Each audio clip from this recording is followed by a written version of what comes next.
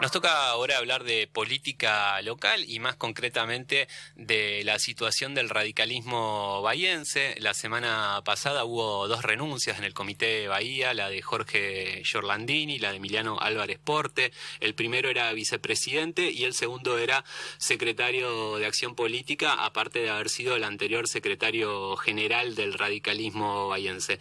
Y con quien estamos ahora en comunicación para charlar de este tema es justamente con el nuevo vicepresidente de la Unión Cívica Radical Bahiense. Ustedes ya lo conocen, hemos conversado con él en repetidas ocasiones. Estamos hablando del concejal de Juntos, Pablo Daguerre. Pablo, buenas tardes, un gusto saludarte y felicitaciones por esta nueva responsabilidad que asumiste. Hola Juani, ¿cómo estás? Un gusto saludarte, saludar a la audiencia. Bueno, muchísimas gracias. Por supuesto que uno hubiese querido llegar a ese cargo producto del voto de los afiliados y de las afiliadas.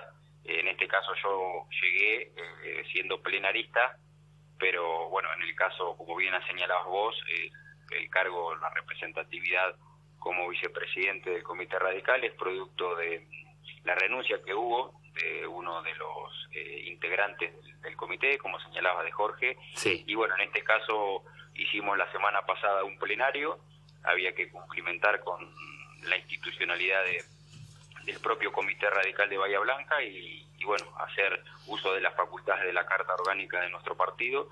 Así que bueno, oportunamente convocamos al plenario. Una vez que el plenario tuvo el quórum por parte de los plenaristas primero titulares y después se le tomó presente a los plenaristas suplentes, se hizo lectura de la carta de renuncia, en este caso de Jorge Giorlandini, que era hasta ese momento vicepresidente del Comité Radical.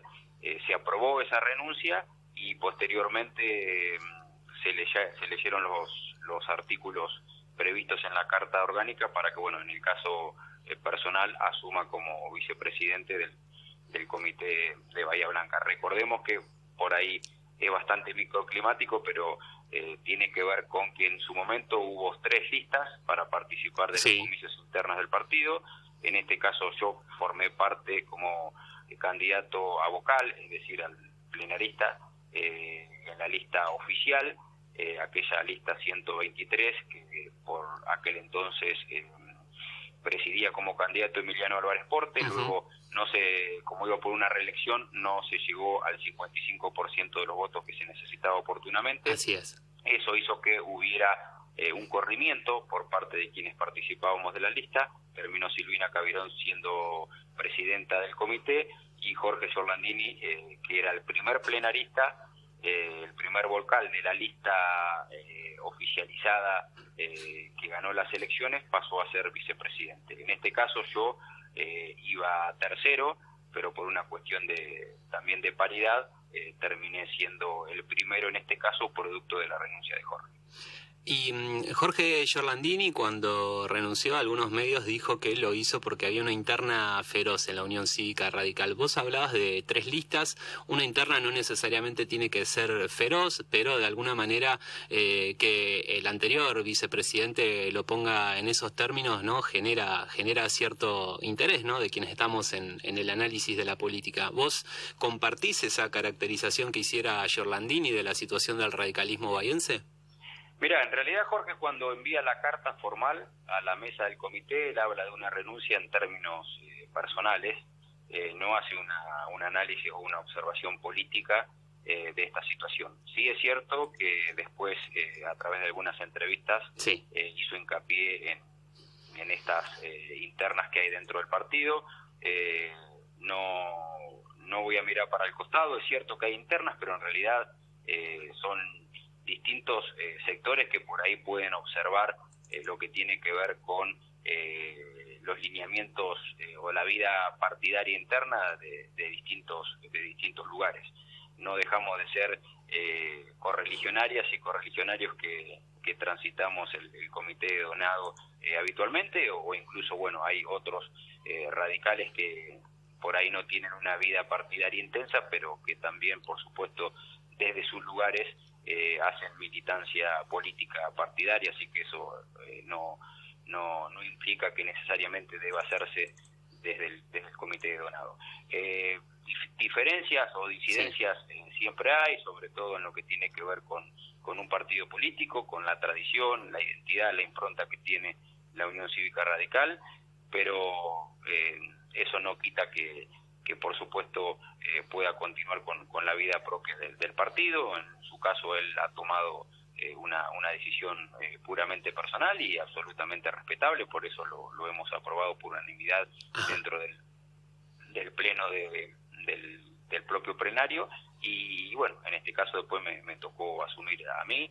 Nosotros desde el comité, con la presidencia de Silvina y con el resto de la mesa directiva del comité, el plenario y, como te decía, afiliados y afiliadas, tenemos una agenda intensa. Creemos que de a poco nos hemos ido formando, capacitándonos a través de distintas comisiones que hay. La Comisión de Acción Política es una de ellas, la Comisión de Salud, la Comisión de Educación, está por iniciarse o por comenzar una Comisión de Políticas Sociales. Tenemos las capacitaciones que muchas veces nos hacen desde el Comité Provincia, ya sea a través de la Fundación ALEM, de la Fundación Poder, que son dos fundaciones que tienen que ver con la Unión Cívica Radical a nivel provincial y nacional, con foros de concejales en el caso particular, foros de legisladores, pero que no necesariamente está cerrado a la participación de un concejal o de un legislador o de una legisladora. Claro. Eso también lo hemos hecho de manera virtual y de manera presencial, con visitas que hemos recibido de distintos dirigentes. El último fin de semana, por la marcha de Ni Una Menos, vinieron legisladoras del radicalismo a nivel provincial y también a nivel nacional. Realizamos charlas, hace poco se realizó una charla con Jorge Paz, que es economista y docente de la UNS.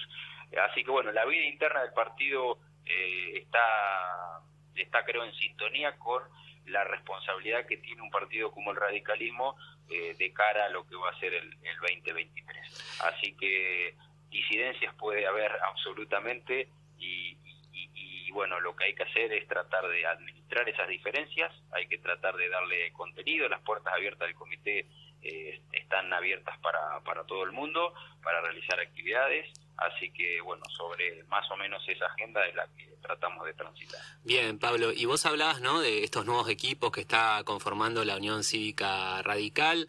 Está sacando músculo propio, ¿no?, no solo en el plano local, también en el plano nacional, pero, sin embargo, una situación que de alguna manera, a mi entender, o en mi lectura, va a contramano de eso, tiene que ver con la otra renuncia, que es la de Álvarez Porte, que fue el anterior secretario general, es una persona que está muy referenciada con la Unión Cívica Radical local, y que ocupaba este rol de secretario de Acción Política, y renunció. Yo te quería preguntar cómo se recibió eso hacia adentro del partido, ¿no?, sabiendo el peso específico que tiene Álvarez Porte, y también a la luz, ¿no?, de esas fotos en las que él aparece con un referente de otro partido, me refiero a Ritondo del PRO, de alguna manera mostrándose ya como posible candidato a intendente en 2023. Bueno, en realidad el secretario de Acción Política sí se elige por el plenario, no el caso mío que fue de vicepresidente, eso es automático. Y en el caso del secretario de Acción Política se había elegido oportunamente. El secretario de Acción Política viene a cumplir una suerte de árbitro o una suerte de mediador en aquellas personas, mujeres y hombres, que tengan alguna apetencia en términos políticos para encarar un proyecto de ciudad para el 2023. En ese caso Emiliano, y lo dijo en la última reunión, donde después se expresó que iba a renunciar, que iba a dar un paso al costado, porque él creía o consideraba que de esa forma estaba, digamos, limitado en cuanto a su proyecto o un proyecto colectivo en términos de poder encarar una eventual precandidatura a intendente. Comprendo. Entonces, no quiso estar en la misa y en la procesión, por llamarlo de alguna forma. Es una actitud honesta la que tuvo. Claro, por supuesto, sí. Y a todos nos pareció sincero y honesto en ese sentido, y por eso es que, bueno, había que cumplir también con esa legalidad y elegir a un secretario de Acción Política, que en este caso fue elegido Iván Bustos, quien había sido hasta el 10 de diciembre del año pasado consejero escolar. Así que bueno, en este caso él fue elegido por unanimidad dentro del plenario como el nuevo secretario de Acción Política, que, como te decía, viene a encontrar ciertos mecanismos para aquellos que quieran ser candidatos. Justamente, sí, te hago una pregunta porque... Sí, dale.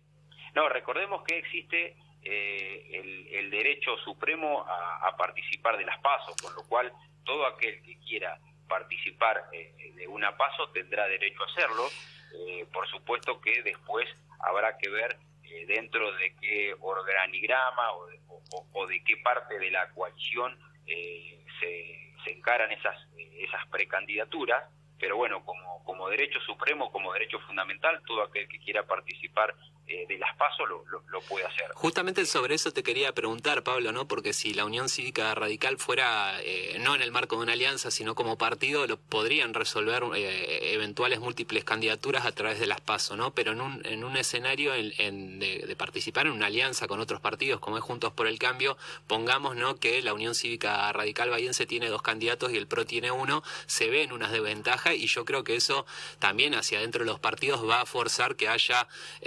Que se elija un candidato por partido para poder ir a las PASO. ¿Cómo están pensando resolver eso en la Unión Cívica Radical para no limitar este derecho que vos justamente remarcabas, que es el derecho supremo a participar en internas? Exactamente, pero bueno, habrá que ver si el radicalismo lleva candidatos propios, que por supuesto el objetivo es llevarlo y estamos convencidos de que el radicalismo va a llevar candidatos propios. Mi deseo personal es que haya una sola candidatura, porque de esa manera nos va a dar mayor competitividad electoral. Pero esto es un deseo personal. Por supuesto que bregaré o ayudaré a encontrar mecanismos y herramientas para que esto sea de esta forma. Por supuesto que existirán otras personas que podrán opinar de diferente manera y encontrar otras situaciones. Pero también quien encare una candidatura a intendente deberá observar con qué candidato a gobernador o gobernadora va y con qué candidato a presidente o presidenta va. Con lo cual, lo que vos me preguntás, si sí, hay una desventaja llevando 2 o 3 candidatos radicales contra uno del PRO, por supuesto que hay. Pero también te puedo decir, y si hay 2 o 3 candidatos a gobernador del PRO y uno solo radical, en ese caso quien se ve perjudicado es el PRO. O en el caso de que hubiese más de una candidatura del PRO a presidente o a presidenta, también se vería en desventaja con respecto a si el radicalismo va con un solo candidato. Tal cual. Por eso yo a veces me resisto un poco a hacer demasiado análisis en un año que no es electoral, porque estoy convencido que esto se va a resolver de marzo hacia adelante del 2023. Ahora habrá especulaciones, habrá análisis, habrá editoriales, artículos periodísticos que harán referencia a hombres y mujeres que quieran presentar un proyecto de ciudad, de provincia y de país.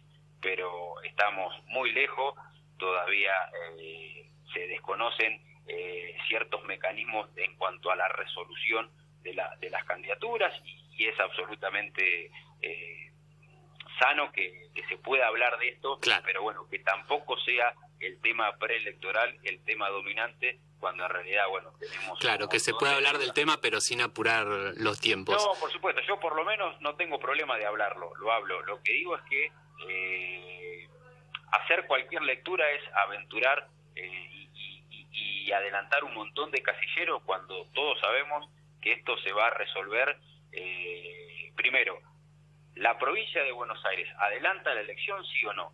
La verdad, hoy pareciera que no, pero en algún momento se ha adelantado, con lo cual todavía hasta no están del todo las reglas claras electorales, con lo cual hablar de eso, de candidaturas, parece bastante apresurado. Yo te quería sacar de este tema y te quería consultar por algo que sucedió recientemente, ¿no? Esto de Mauricio Macri tildando de populista a Irigoyen. No te quiero hacer perder tiempo opinando, ¿no?, sobre si es populista, no es populista, más allá de que también es una categoría que tiene que ver más con el periodismo que con el análisis político, ¿no? Pero preguntarte, ¿cómo viven en el radicalismo esta situación donde ven que la unidad con el PRO los empuja cada vez más cerca de los libertarios, sabiendo que el mismo Morales se ha referido a esto, el presidente, ¿no?, de la Unión Cívica Radical a nivel nacional, se ha referido a este sector como de la derecha más extrema? Sí, bueno, en realidad Irigoyen se defiende solo. Es decir, es cuestión de recordar la reforma universitaria, la universidad pública, la jornada laboral de 8 horas, las medidas de protección social a los trabajadores y a las trabajadoras, la propia creación de YPF, sí, para cuidar y desarrollar nuestros recursos soberanos, el descanso dominical, lo que tiene que ver con la institución del guardapolvo blanco, que tiene que ver justamente con esta igualdad de la accesibilidad a la educación pública. Con lo cual, por supuesto que no comparto las expresiones de Macri, me quedo con el Macri cuando fue presidente de la Nación y al lado de Corral y de Mario Negri hablo de Irigoyen como símbolo de unidad, de reflexión, de buscar consensos. Me quedo con ese mensaje y no con el que digo hace unas horas atrás. Pero en lo que tiene que ver con la propia coalición de Juntos, me quedo con lo que tiene que ver con la Convención Nacional del Radicalismo que fue el fin de semana de hace unos 10 días, sí, una convención nacional que ha resuelto que el radicalismo va a ir con candidatos propios en cada uno de los lugares del país, donde el radicalismo va a buscar fortalecerse, que creemos que fortaleciendo el radicalismo se va a fortalecer la coalición, que estamos dispuestos a ampliar esa coalición, que esa ampliación de coalición no tiene que ver con ampliarla en términos de nombres propios o de algún sello partidario, sino que tiene que ver con ampliarlas al mundo académico, al mundo científico, al mundo productivo, a los sectores del campo y del trabajo. Creemos que ahí es donde hay que ampliar la coalición y por supuesto que vamos a trabajar y vamos a competir electoralmente para poder que juntos llegue a gobernar la provincia y la nación y que el radicalismo sea quien protagonice con sus hombres y con sus mujeres la administración de la provincia y de la nación y por supuesto de la ciudad de Bahía Blanca. Ese es un poco el objetivo o el marco que nos ha dado la Convención Nacional y sobre esos ejes vamos a trabajar. Después, si hay algunos dirigentes que prefieren acercarse a Milei, bueno, será responsabilidad de esos dirigentes. Lo que estoy absolutamente convencido es que ni los extremos de izquierda ni los extremos de derecha nos conducen a un desarrollo de país. De hecho, cuando se votó lo del Fondo Monetario Internacional, que era la política pública que Alberto Fernández como presidente de la Nación necesitaba para continuar con una hoja de ruta de país, Juntos por el Cambio en su totalidad le dio la gobernabilidad.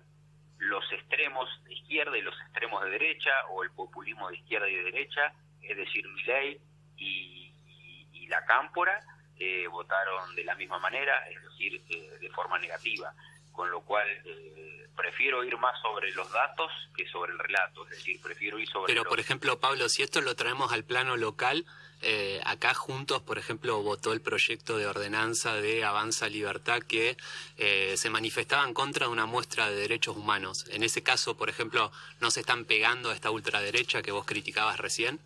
No, porque en realidad lo que se votó no es un proyecto de ordenanza, lo que se votó era un repudio sobre lo que tenía que ver con una muestra del Nunca Más, donde justamente lo que se hablaba era es decir, había vicios de odio en ese sentido, y por supuesto que lo hemos acompañado.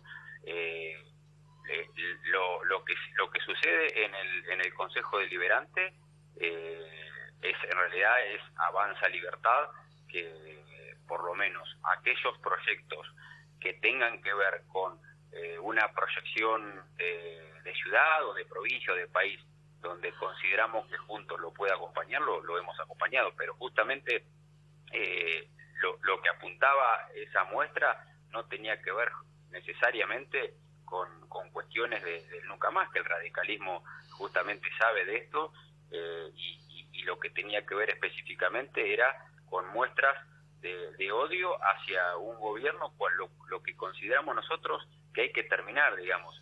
Podemos estar de acuerdo o en desacuerdo en algunas políticas en el rol del Estado. Lo que no podemos nunca más es justamente multiplicar o acrecentar odios o este tipo de situaciones que no nos llevan a ningún lugar. Eso es un poco lo que nosotros hemos votado. Perdóname, Pablo, ¿no es ese el argumento, por ejemplo, de los que no quieren que se revise lo que pasó en la última dictadura, que dice no volvamos siempre sobre lo mismo? Perdona, yo no creo que vos pienses esto, me parece que el argumento es similar, y yo, por ejemplo, te quiero preguntar también por qué ves que es una muestra de odio cuando yo, por lo menos, lo poco que vi a través de la prensa, porque no estuve presente en la muestra, veía que era una muestra que mostraba la continuidad de las políticas del neoliberalismo a través de gobiernos democráticos, algunos peronistas, otros radicales, y también el de Macri. Pero el gobierno neoliberal fue el gobierno de Menem. Sí. El mismo gobierno que Oscar Parrilli como diputado nacional y Cristina Fernández de Kirchner como diputada provincial en Santa Cruz apoyaron la privatización de YPF. Oscar Parrilli había sido o fue el miembro informante en la Cámara de Diputados de la Nación. Cristina Fernández de Kirchner fue diputada provincial en Santa Cruz y había presentado un proyecto de resolución en la legislatura de la provincia de Santa Cruz. A favor de la privatización, sí. El pasado menemista de los Kirchner es harto conocido, pero yo te pregunto por vos, no por los Kirchner. No, digamos, lo que digo es que vos estás en contra del neoliberalismo y te quiero preguntar, o sea, obviamente creo que no necesito preguntarte si estás en contra de la dictadura, pero ¿ves una continuidad del neoliberalismo, el Menem, en De la Rúa y el Macri o no? Porque me parece que ahí está la clave de la muestra de si tergiversa o no tergiversa la historia. Pero fueron elegidos constitucionalmente. Seguro, pero estamos hablando de políticas neoliberales, no de un gobierno autoritario. Las políticas neoliberales, de hecho, si hay algún desarrollo en política que tenga que ver con estar en contra, la sociedad lo manifestó claramente, porque de hecho el gobierno de Cambiemos con Macri en el 2019 no pudo reelegir, pero eso se hace a través del voto popular. No, seguro. Pero yo entiendo que esta muestra lo que decía es que en dictadura y en democracia hubo una continuidad del neoliberalismo, que son ciertas políticas más que nada económicas. Eso es lo que denunciaba la muestra. No veo dónde está el odio ahí. Es que en realidad hacía metáforas que tenían que ver justamente con ese odio. Nosotros consideramos que eso no era lo más apropiado. De hecho, hay diputados radicales que en su momento lo han salido a manifestar públicamente. Digo, no es una cuestión solamente del Consejo Deliberante de Bahía Blanca. Esto ha sido vox populi. De hecho, hubo alguna denuncia presentada en la Comisión Interamericana de Derechos Humanos por este tipo de muestras. Una cosa es estar en contra de políticas neoliberales, que si querés nos ponemos a discutir cuáles serían esas políticas, porque en realidad, por ejemplo, el kirchnerismo ha apoyado la privatización de YPF, donde cobraron 600 millones de dólares en regalías que han desaparecido. Pero volvemos a hablar del kirchnerismo. Yo te hablo de si hubo una continuidad en lo que es menemismo, de la Rúa y macrismo, de las políticas neoliberales, y en general, si hay gobiernos democráticos que continuaron con estas mismas políticas. ¿Vos crees que se continuó o que fue una cosa solo de la dictadura? Hay políticas que se han continuado, sí. Hay políticas, pero han sido elegidos constitucionalmente, a eso me refiero. Sí, una cosa no quita la otra. A ver, digamos, una cosa es el origen y otra cosa es el tipo de gobierno que vos llevas adelante. Bueno, pero este gobierno también, es decir, este gobierno kirchnerista, ¿lleva políticas neoliberales? Algunas sí. Y bueno, Pero sí, eso no sí, significa que haya que hacer una muestra del nunca más por eso. No, pero a ver, o sea, no sé cuál es el problema o por qué se entiende como odio el análisis de la historia reciente de los argentinos. Hubo continuidades, por ejemplo, apertura irrestricta de importaciones, hubo en la época de la dictadura, hubo en la época de Menem, hubo en la época de Macri, reprimarización de la economía también, fuga de capitales, valorización financiera por sobre la producción, despidos masivos en el Estado, represión de la protesta social. Son continuidades que inician con mucha fuerza con la dictadura. Está muy bien, por eso te digo, habrá que avanzar sobre políticas que no tengan que ver con eso. Lo que digo es que permanentemente hacer, en este caso, una muestra, no nos parecía que era lo más adecuado, si querés utilizar la palabra, por eso es que no lo hemos acompañado. De todas formas, insisto, todos los gobiernos democráticos elegidos constitucionalmente del 83 para acá, en algún punto han avanzado en alguna política que no necesariamente tenía que ver con el desarrollo de nuestro país. Seguro. Puedo sacar el gobierno de Raúl Alfonsín, pero después del resto de acá para acá, de Alfonsín para acá, probablemente todos en algún punto han avanzado en alguna política neoliberal. Bueno, yo creo que las leyes del perdón de Alfonsín también van en sintonía con eso. Lo que no quito que haya sido un gran presidente por otras cosas. Me parece que no todo es blanco o negro. Por supuesto que no todo blanco o negro. Por supuesto que no. Por eso hay que avanzar en el metro cuadrado que cada uno tiene como responsabilidad, avanzar hacia un proyecto de país que sea totalmente diferente. Ese proyecto de país en donde hay un autor que es Juan Carlos Portantiero habla del empate hegemónico, de que el empate hegemónico nos impide avanzar sobre un proyecto de país porque hay un 50% que opina de una forma y otro 50% que opina de otra manera. Bueno, hay que avanzar sobre un proyecto de país totalmente diferente a lo que hoy vivimos.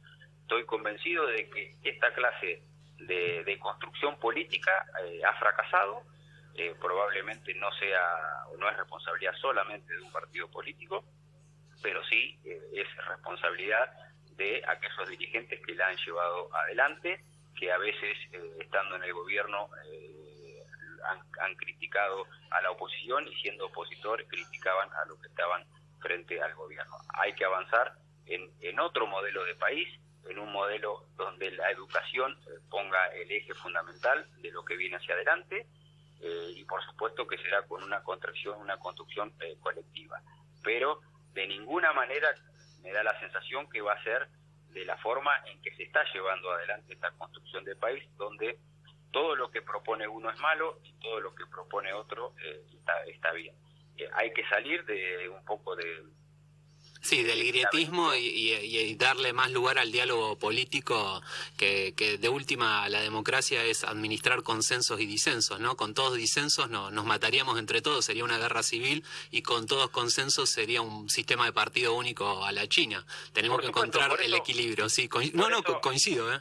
Sí, por eso a mí me da una pena enorme lo que está viviendo el gobierno nacional hoy, porque una cosa son internas que puedan ser dentro de la oposición, pero otras cosas son las internas que se viven dentro del gobierno. Digamos, lo que se vio el fin de semana es una muestra absolutamente cabal de las feroces internas que tiene el gobierno nacional adentro, un gobierno que ha tenido que soportar una pandemia y yo como opositor no puedo dejar de soslayar eso. Es lo peor que le puede haber pasado a cualquier gobierno oficialista poder atravesar esa pandemia, pero estoy convencido que la oposición, por lo menos en la primera parte de esa pandemia, la parte más compleja, más difícil, estuvo sentado ahí acompañando al presidente. Después, por supuesto, que había... Los primeros 2 meses, sí. Sí, pero después había matices. Porque, por ejemplo, para el 20 de junio el intendente dijo que era saludable salir a protestar en plena primera ola. Pero que en realidad hay matices, y esos son los matices que hay de un gobierno federal. Las decisiones que tomaba el gobierno de Kicillof podían llegar a ser para parte del conurbano bonaerense, pero no necesariamente para ciudades como Bahía. Bahía Blanca fue el epicentro de contagios en el interior, con más casos que Mar del Plata durante toda la primera parte de la primera ola. Pero no aceptaba, es decir, incorporaba decretos que eran para toda la provincia de Buenos Aires cuando no necesariamente... Y acá se firmaban también decretos que iban en contra de la legislación nacional, como por ejemplo cuando se abrieron los shopping en agosto. Y eso estaba en contra de una disposición nacional y provincial. Pero con el tema, por ejemplo, de las escuelas, quedó en evidencia que no se llevó adelante la política educativa pública que había que llevar adelante.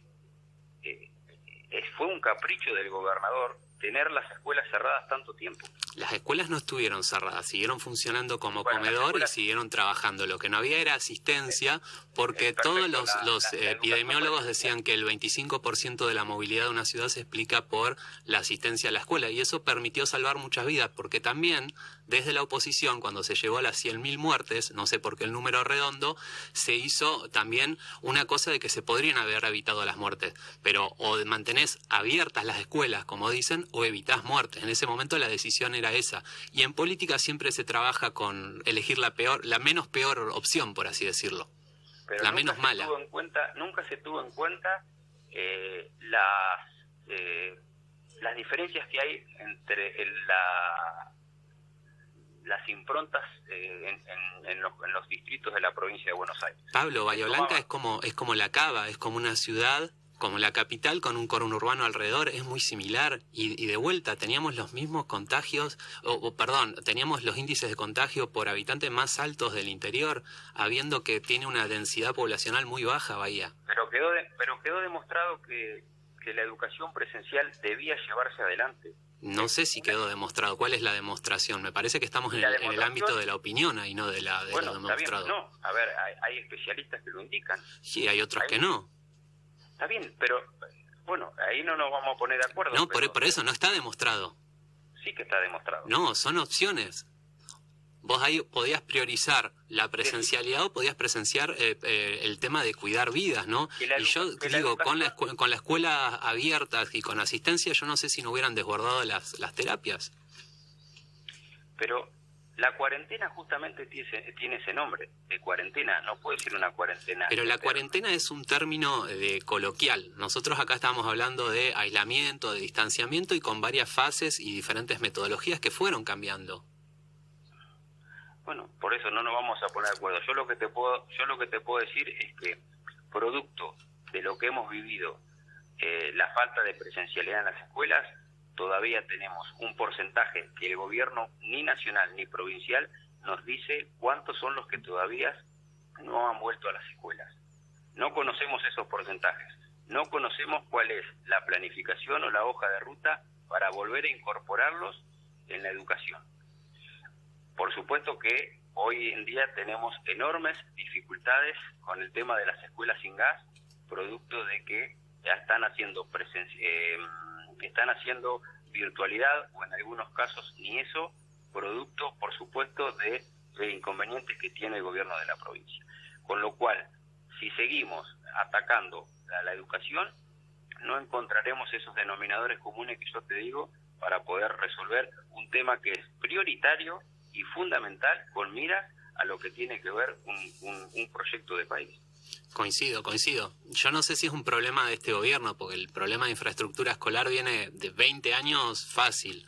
De todos modos, también hay que decir que este fue un invierno más frío, se adelantó el frío este año, y eso generó problemas que no deberían estar, eso es cierto. Pero que los argumentos sean que es un invierno más frío, o que los argumentos sean que se adelantó el invierno, o las temperaturas bajas, o que la argumentación pase por a nosotros en el Consejo Deliberante, para no nos acompañar el proyecto de las escuelas sin gas, nos dijeron que era por un tema de paro bancario.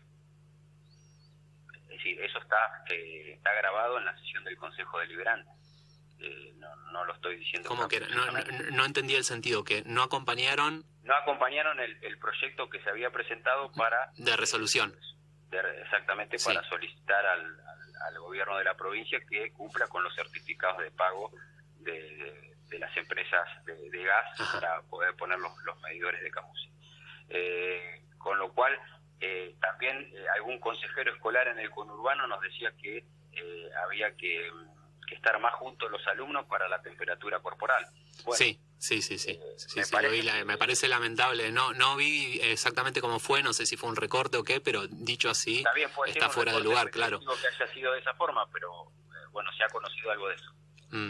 Indudablemente no es el camino que hay que seguir y que nada tiene que ver obviamente con cuestiones que hoy el gobierno nacional y provincial estén avanzando. Creo que la interna que tiene el gobierno nacional es una interna feroz que hace que se paralice el país, a punto tal de que muchísimas comisiones legislativas recién ahora, en junio, prácticamente a mitad de año, se están conformando producto de eso. Sí, ahí también la sombra de Mauricio Macri ha tenido que ver y la salida de Grindetti. De todos modos, yo no creo que una... No, te estoy diciendo a nivel nacional, las comisiones a nivel nacional... Ajá, bueno, claro, porque a nivel provincial fue Macri el que paralizó. Bueno... Ahí también hubo un mensaje en contra de la Unión Cívica Radical muy fuerte, pero de todos modos yo lo que pienso, Pablo, es que hay que mirar los números, ¿no? De cuánto se está invirtiendo en infraestructura escolar, y me parece que en eso no hay dudas de que se está haciendo más de lo que se hizo en la gestión Vidal, que era muy poco, que fue la única gobernadora en la historia de la provincia que terminó su mandato con menos escuelas funcionando que cuando empezó, porque cerró escuelas. ¿Pero a vos te parece que la infraestructura escolar hace que haya alumnos que no estén yendo a las escuelas? Me parece que hay que seguir trabajando. Bueno, por supuesto, claro.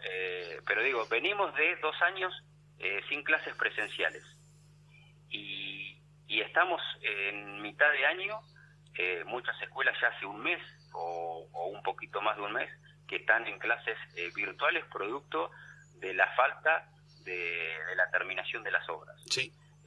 No creo que, por lo menos desde mi punto de vista, que se esté avanzando en demasía con el tema de la infraestructura escolar. Podrán ser, ojalá sean infraestructuras a largo plazo y las de fondo, pero estas que tienen que ver con una situación absolutamente palpable que se necesita de forma urgente, no están. Nosotros hemos recibido a padres de alumnos de distintas escuelas y algunos docentes a través de comunicaciones telefónicas donde no pueden hacer las clases presenciales, que en algún momento achicaron el horario, en lugar de arrancar a las 8 de la mañana arrancaron a las 10 o 10 y media. Sí, es lamentable, es lamentable. En muchos casos son virtuales y en muchos casos no son ni virtuales. Le dan tarea para realizar en los hogares. Sí, yo no quiero decir que no hay problema. Hay un problema que es arrastrado, que viene de varios gobiernos, ¿no? 20, 30 años en el pasado, y que ningún gobierno lo ha terminado de resolver. Creo que se están dando importantes pasos, pero sigue faltando, y esto que vos decís lo evidencia. Yo, de todos modos, cuando me hablan de la velocidad de las obras, siempre me acuerdo, ¿no?, que Vidal dejó muchas obras paralizadas y que, por ejemplo, la refacción del Teatro Municipal tardó más que la construcción.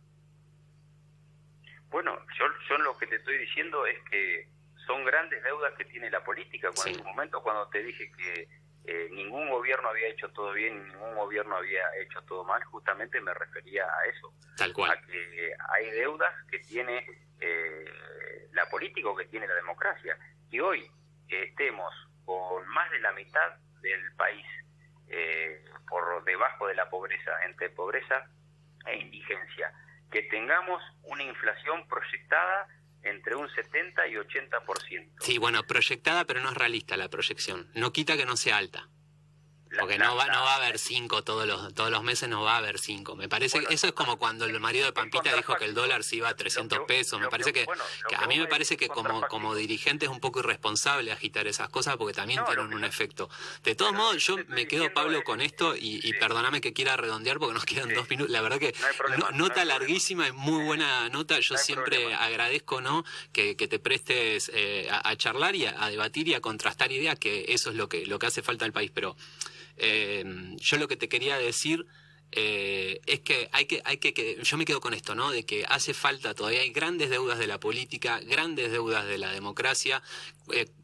Todo gobierno del 83 para acá hay cosas que no ha podido desandar del legado que nos dejaron los militares, por ejemplo, la ley de entidades financieras. Por eso, y yo tomando esto, a mí me hace mucho ruido que ustedes acompañen la agenda de los libertarios que tienen como diputada, por ejemplo, una defensora de genocidas, posición que para mí está en las antípodas de la Unión Cívica Radical. Bueno, yo te digo que nosotros no acompañamos o no llevamos adelante la agenda de Avanza Libertad. Nosotros trabajamos en un Consejo Deliberante que, producto del voto popular, hay distintas miradas que le ha incorporado al Consejo Deliberante. En su momento había un Consejo Deliberante bastante atomizado, producto de Juntos y Frente de Todos, o en su momento era Cambiemos y Unidad Ciudadana, sí, con distintos nombres. El Consejo Deliberante, después de la elección pasada, vino o incorporó una mirada distinta, y por supuesto que hay proyectos que pueden salir por unanimidad, hay proyectos que salen por mayoría solamente con los votos de Juntos, y hay otros proyectos que salen con los votos de Juntos y de Avanza Libertad, y hay proyectos que salen con los votos del Frente para la Victoria y de Avanza Libertad. No creo que Juntos tenga una agenda que vaya manejada por Avanza Libertad. No, seguro, no. Quizás fue muy fuerte la forma que lo dije, me refería concretamente a esto de la Secretaría de Derechos Humanos, y también quiero remarcar que no pienso que vos tengas la misma agenda que Avanza Libertad, si no, no estaríamos teniendo esta charla, Pablo.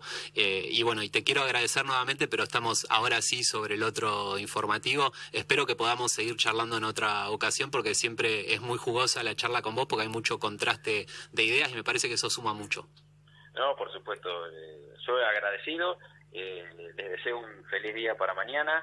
Que igualmente, para quien nos escucha, vos también sos periodista, así que... La libertad de expresión, la libertad de voces, el respeto, la diversidad de opiniones, me parece que es el elemento fundamental en una democracia, y después, como siempre, existen elecciones, existe el voto popular, y bueno, la sociedad en su conjunto elegirá, y cada uno que tiene un cargo se lo presta, así que se lo presta para un periodo y solamente para eso, así que en este caso, por lo menos como corolario de la charla, un feliz día para los periodistas para mañana, y que bueno, la libertad de expresión esté por encima de cualquier otra situación. Bueno, y un feliz día para vos también, Pablo, que además de concejal sos periodista, y afortunadamente esto que decís y esto que todos los periodistas queremos como político y como dirigente también lo llevas adelante, así que gracias por la coherencia y feliz día para mañana, Pablo. Dale, un abrazo muy grande y buena jornada. Un fuerte abrazo. Era Pablo Daguerre con quien conversamos, vicepresidente del comité de la UCR Bahiense y concejal de Juntos. Vamos con el informativo y ya volvemos.